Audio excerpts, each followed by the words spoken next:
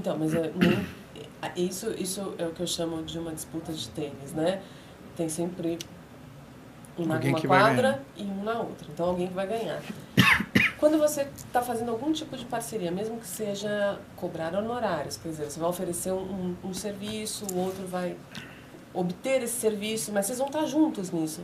Você não teria que ser uma dupla no mesmo campo? Aí vem um outro estilo mais inteligente, que é a busca do ganha-ganha. E esse estilo é realmente um estilo muito difícil de ser trabalhado. A pessoa precisa ser, as duas pessoas, né? E principalmente aquele que tem um interesse muito grande em estabelecer essa relação de parceria, ele tem que ter objetivos muito claros e metas claras e trabalhar isso com um sistema de valores muito forte. Por exemplo, ética no relacionamento, a transparência no relacionamento, lidar com fatos e dados diante da situação, não ter que blefar ou ter que enganar alguém ou qualquer coisa assim. E nem sempre você vai encontrar do outro lado essa reciprocidade. Agora, vem a sua convicção e vem essa convicção de manter esse interesse num relacionamento ganha-ganha. Então precisa ter uma inteligência interpessoal para fazer isso. Uhum. E essa inteligência vem em busca de você trabalhar bem você, né, a sua forma de agir perante as pessoas, e também as suas estratégias e táticas, porque você tem que se preparar muito bem para negociar, principalmente em situações difíceis. Tem conflitos que são extremamente delicados. Então, se você não estiver preparado para lidar com eles, e esse preparo requer uma série de informações, informações sobre as suas características, as características do outro, da pessoa com quem você vai negociar, maturidade, muito importante essa palavra, não tem nada a ver com idade, né? Enfim, você realmente a vivência, as experiências que você passa, esse sistema de valores que você tem, que você enriquece ao longo da sua vida, e que você não abre mão, por exemplo, de ser honesto, de ser transparente, de falar a verdade, de não enganar o outro, de ser tranquilo dentro das situações, enfim, tem uma série de coisas que por exemplo, a ansiedade, que é uma coisa que mexe muito com as pessoas durante um conflito, né? Porque isso, o que acontece? O nosso cérebro é uma máquina de reagir. E essas reações vêm conforme os estímulos que são lançados na situação. Você está me lançando estímulos nesse momento e eu estou correspondendo a ele de uma maneira que eu estou me sentindo confortável em lidar com você. Se você for uma pessoa que estiver me provocando aqui, né? Tipo assim, né? Olhando você falar, pô, cara, você está falando uma besteira, eu não concordo com isso que você está dizendo, enfim, você está me provocando. Ou até menores, né, meu companheiro, como não olhar no teu olho. Pode ser até uma característica minha, mas isso pode virar um conflito na nossa relação. Pode ser uma característica minha, eu sou dispersiva, então eu estou falando com você está falando comigo, mas eu estou assim. Você não está concentrada comigo também. Não estou concentrada. Isso pode te desconcentrar, né, te tirar dessa relação. O máximo que eu vou fazer, usando a minha inteligência, é dizer, está acontecendo alguma coisa, podemos conversar melhor, dá para se olhar, conversar e tentar buscar isso. Agora tem pessoas que não ficam olhando e tal, e não questionam nessa situação. Mas e de uma forma assim agradável, né? Sem ser agressivo. Porque né? se você entra no sistema de ataque e defesa, de novo vira um jogo de Virou tênis jogo com de cada tênis. um de um lado. Isso. Eu fico pensando se ser inteligente dentro de qualquer tipo de relação não é poder superar esses estímulos aversivos, né? Então, do tipo, onde colocaria o outro no campo oposto, como não olhar para você, poderia te fazer para o campo oposto.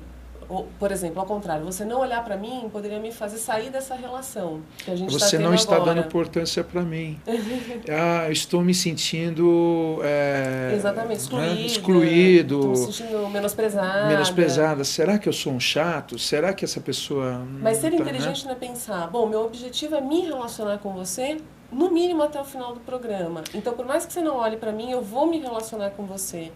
E vou tentar fazer uma parceria dentro do teu jeito de não me olhar, dentro do teu jeito de ser, né? Claro. Eu vou tentar fazer uma parceria. Eu acho que isso é jogar no mesmo campo. Isso a gente trazendo para uma dimensão pequena. Só que o que está comandando essa situação de nós nos olharmos e são os nossos interesses que estão nesse momento aqui. Uhum. Você tem um interesse em ter me trazido aqui, eu tenho um interesse de compartilhar o meu conhecimento, a minha experiência, a minha vida com todos, né? E isso está me fazendo bem, você provavelmente deve estar bem comigo aqui, então isso facilita o nosso relacionamento. E essa parceria, de repente, nós estamos nos conhecendo agora, poderá ser tão agradável que nós podemos continuar essa amizade. O que nasce aí? O interesse em manter o relacionamento. E o que está nascendo também é o interesse em manter um resultado. Existem duas vertentes no conflito. O interesse que eu tenho pelo resultado com você, e você comigo, claro, e o interesse nesse relacionamento, nessa parceria, nessa fidelização da nossa relação. Se o nosso interesse for alto em ambas as situações, seja no resultado, seja na questão do relacionamento, então não tem outra saída. Eu tenho que me relacionar com você no ganha-ganha. Exatamente. Não tem outra saída. A Eliane, eu tenho várias perguntas em relação a isso que a gente está falando, só não queria deixar passar a pergunta da Eliane, a gente já volta nisso. Legal.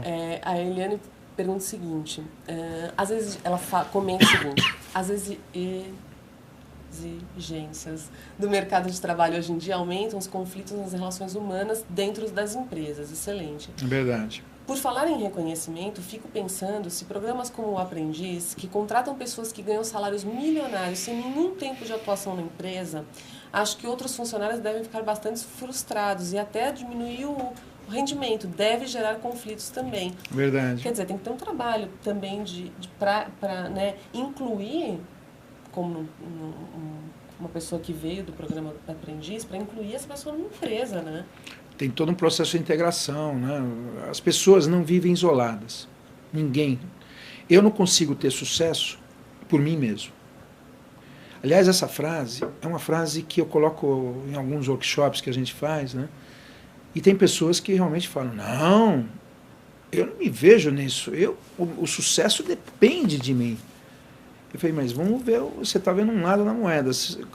É impossível você ter sucesso sem ter uma relação de interdependência com as pessoas. Hoje o meu sucesso talvez está dependendo aqui com você, porque você me convidou para eu estar aqui nesse momento. Tudo na vida, até uma pessoa que tem uma atividade voltada assim, por exemplo, uma tela de computador, uma pessoa que é ligada a uma área financeira, ou uma pessoa, um analista de TI, por exemplo, de tecnologia de informação, ele precisa das pessoas, o cliente. Por quê? Porque nós trabalhamos porque alguém precisa do nosso trabalho. Porque tem demanda. Senão eu não vou existir como prestador de serviço. Você também não existiria aqui na frente dele, né? Do seu público. Então, não tem. Se os internautas não acessarem isso aqui, morre. Claro. Você não vai ter existência, porque as pessoas precisam. Então, quer dizer, nós vivemos num mundo para nos interrelacionar. Agora, a situação mais interessante da vida é que as gerações estão dizendo para nós que nós temos que mudar e trazer essas relações para uma linha mais horizontalizada e não verticalizada. Como? Acontece o seguinte, vou dar um exemplo muito interessante, né? Eu sou filho de italiano e eu costumo dizer que eu sou da geração Azinha, né? A geração Azinha é uma geração onde eu vim de um modelo hierárquico. Meu pai era muito severo, muito autoritário, vamos dizer assim, né? Aquela época da minha família. E no domingo, numa mesa italiana, não falta macarrone, pão, vinho, frango e polenta. O resto é agregado, né? E quando meu pai reunia todo mundo, a família inteira, os mais velhos sentam primeiro na mesa, e quando chega lá no fundo na mesa, vem as crianças, e quando eu chego na minha vez de me servir, eu olho para o frango, tá lá a asinha. Eu falo, não quero asinha, não estou afim, né?